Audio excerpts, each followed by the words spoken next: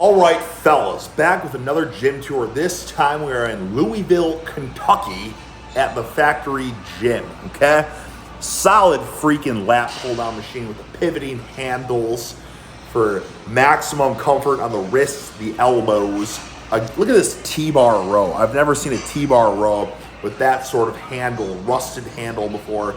Tires, a strongman yoke, Atlas stones, a wheelbarrow.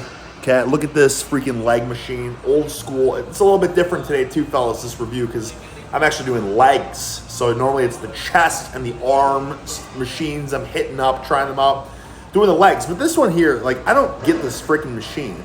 The range of motion is nothing. That's as low as you could go. So I figured I would just drop it into a calf raise. And a calf raise is freaking money. Solid calf raise, but I don't get the leg press other than if you were like, I mean, maybe it would help trying to strengthen your deadlift per se, you know, because it's just that little bit of leg drive. So I guess you could load that sucker up 1,000 pounds, freaking prime up that leg drive before you go do a deadlift, you know, peak the CNS. And then I see these suckers here. This is like freaking classic Tom Platz, fellas. These look how big those leg curls are. You know, 10 feet long, giant freaking leg extensions. The pad is like meant for a Jolly Green Giant. Like, you can't see it in this angle, but the pad's like feet above my head. Okay, it feels solid. You know, they don't make them like they used to, but fellas, check this out here. The pin doesn't go in the clips.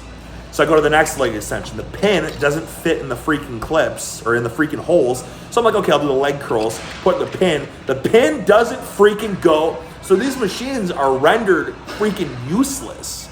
So then we're gonna move on. We're gonna go to the Butt Blaster classic machine. This looks sketch as hell that you know, freaking bolt isn't in there. So I didn't want to put any of my weight down, you know, fully on the Butt Blaster. But look at this. I'm going to go full stack, but I can't because these handles render this freaking pin useless. The pin can't go in because of the handles. I don't understand the design of the machine. So you can't do full stack. You got to go up the notch. That's as heavy as you can go. It does fit in there. You know, it ticks me off though because the Butt Blaster, like on the demonstration picture, you know, normally they show some sort of pencil neck geek with like the red highlighted on his trapezius or his triceps or something, showing the muscles work. On this one, they show a female. You know what I'm talking about? Just glutes highlighted in red, you know? Well, I find that kind of disrespectful because, listen, men need voluptuous glutes as well for power. You know, like this freaking mule kick. If I hit you with that sucker, it'll kill you. You know what I'm saying? That's pretty much the full stack. It would easily be the full stack, but the pin wouldn't allow it. But anyways, that Butt Blaster is a freaking awesome machine. And I've kind of noticed they only have it at the best of the best old school vintage classic gyms. All these new machines, or these new gyms now, they have like these stupid, you know, hip thrust machines, which are just a total meme. And I know the freaking glute guy, Brett Contreras, or whatever, said that, you know, the hip thrust is the most superior glute activator. But I'm telling you, fellas, it's a garbage exercise. Absolutely garbage. Total ego lift, too. You know what I mean? You put 1,000 pounds on and you just freaking, you know, thrust for an inch. I'm telling you, you want to work your glutes, that freaking Butt Blaster is solid, or Bulgarian split squats will hit your glutes like no other. Check out these freaking, look at these calf raises. So these things are like like a 10-foot tall calf raise. And I love the fact that that tiny little metal, you know, freaking rod is going to support my body weight plus whatever the weight of the, you know, I want to put the whole stack on, but check this out here. Okay.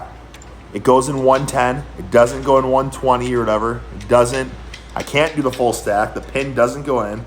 It doesn't go in. It doesn't go in. It doesn't go in. Same issue as the leg extensions and the leg curl. I mean, you're starting to see a trend here, fellas. I mean, this vintage classic equipment is the freaking, you know, it's gold, but I don't understand why the pins don't go in. You know, and this is like only a unique phenomenon that I've experiencing here at the freaking Factory Gym. Check out this leg press here looks freaking heavy duty as hell. Look at how giant the foot plate is, but look at also how close it is. So I'm trying to crank that lever. You give it a yank and a crank. It doesn't move, so I'm like, well, I got to use it. I mean, the foot plate alone is meant for Shaquille O'Neal with the size 42-inch shoe, right? But look at this. In order to get in, I have to go freaking not even ass to grass, hamstrings to grass. And then I'm so crushed here, you can't even see how crushed I am. So I paused it and zoomed in. My ass is literally touching the foot plate. So when they say ass to grass, like you would indeed have to be like literally biomechanically ass to grass to be, you either got to be 5'2" to use this leg press, or you're going to have hyper yogi mobility to fit in there. I've never seen this leg press before. This thing looks like a freaking tank. This machine looks like it weighs 800 pounds. The Nautilus Explode. And it's spelled wrong too. That's my kind of machine. You can't name it better than that. Explode leg press. So I loaded this sucker up, 1,000 pounds, fellas. Let me tell you though, normally I figured I was wasting my time using a leg press. A lot of these machines honestly are a waste of time. I feel like these machines are good to either get you warmed up or after you do really effective like real exercises like Bulgarian split squats, front squats, like that kind of stuff. Maybe you do a couple like burnout sets on a machine. But like I've kind of noticed that if you're just doing machines, I don't know. But this leg press here, guys, actually feels really good. And at this angle, it doesn't even look like I'm going as low as I am. But obviously, I'm going down to my quads are touching my stomach, which is much deeper than you can go on most leg presses. And the way that the foot plate freaking quivered and shivered and shifted as you lower it down, like it just felt good. It's just like it's crazy. It's like at the top end of the motion, you're driving through your heels, but then the foot plate shifts as you're going lower, like more in the deep squat position kind of, and it's more pushing with the balls of your feet. I've never felt a leg press like that. This, calf raise, seated calf raise, solid for the soleus. Look at that beat to shit anterior tibialis machine from back in the day. Just ripped. Look at this. I've never seen these Nautilus Evo machines. They're like super overbuilt. Gripper, that plate-loaded grip machine we just passed, that thing is, you're at a real gym when you see it, a plate-loaded grip machine. I didn't get a chance to use a lot of these machines. Look at this sucker, man. This thing was made back when the men were freaking men, had to shovel rocks and corpses and needed functional forearm strength. You know what I mean? And then this is like, wow. I don't even know what I'm looking at here. This looks like, I don't even know. Looks like before, it's freaking wood. The machine is freaking, there's made out of wood, steel and wood. That screams like before the Nautilus era. Look at these belts too, like a million belts, but they're all shite. You know what I'm saying? They're all like the Walmart belts with zero support, but you got to give them A for effort for having like 10,000 belts on the wall to use. And then of course these fly machines, these like, I just talked about in the other videos, like those are the freaking best fly machines that are made with those wheels up there. The classics, freaking Branch Warren popping. Tom Platz, hyperextended knees, about to tear a PCL.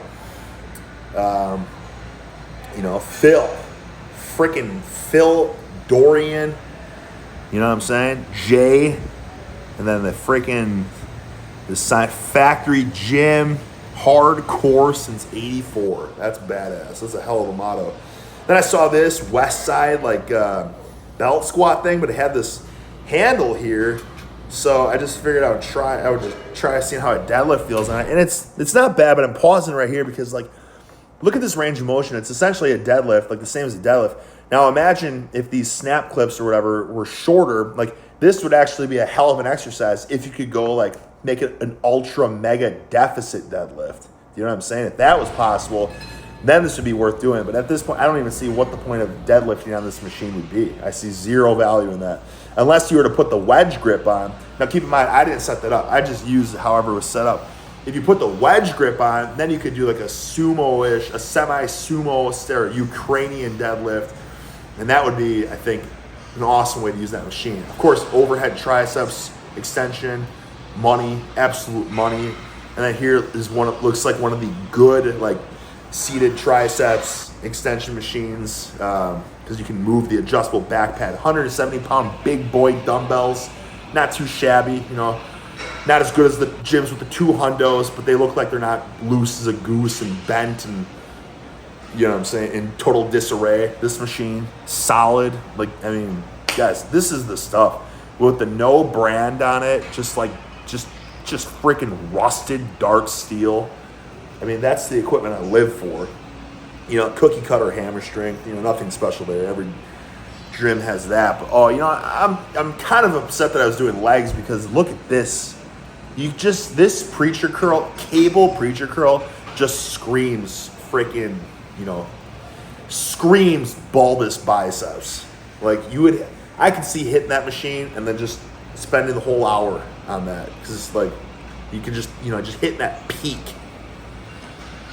But yeah, a lot of good stuff. You know, you got the freaking the machine lateral raise deal, Arsenal one. You got the freaking leak in the ceiling, which I like. I actually like that. That's hardcore when there's the rain dripping from the ceiling. Because, you know, at Globo gyms, they would have someone out to fix that, you know, the first day. They would have someone out ASAP to fix that. But at these gyms, they don't even care. You know what I mean? It's like, whatever. Just put a bucket underneath the ceiling. The bucket will fill up with the fluids, and you just carry on. Yeah, I mean, it's pretty solid, giant space. But I'm starting to notice a trend with these good gyms here, fellas.